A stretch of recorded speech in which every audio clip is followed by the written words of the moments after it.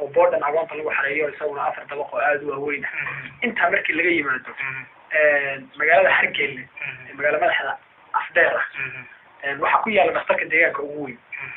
يعني marka la aragto Jomo Kenyatta Nairobi umbaad soo xasanay waliba uu ka dhul balaaran yahay kana qaabka uu dhisay ka qurux badan tahay aagi bakinka aagi maxaa ku dhahay bukaanka daran aagi kan nooc walba way haddana haddii uu hargab kugu dhaco waa in lagu soo qaado goday yani hal shay baraanbaa iyo dameeraha kala wata ma uu shaqeeyo waxaa hargab loo dhaw iska dilaacay تقسيم روح قليل روح وكون دي ودمان أو شو تقسيم وقليل وبكلر كاغو بلوغ نقل جير كاغو يسبدلي وكلر كلام ديالا إن هذا عطينا في التلك ولو دوين كرواية تختار كي هو لديك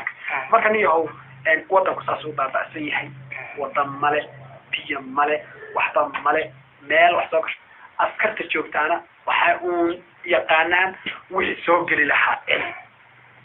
طبعا بلقولي بس واضح markan yahow nolol xumo wadankii intaas ka jirta baahisaas ku yahay isbedel waxaan qiyaasi karnaa oo bas haday siyaasaddu isbedesho oo nimankan hadda gacanta ugu jirta ay gacantooda ka baxdo u baa isbedel la rajin karaa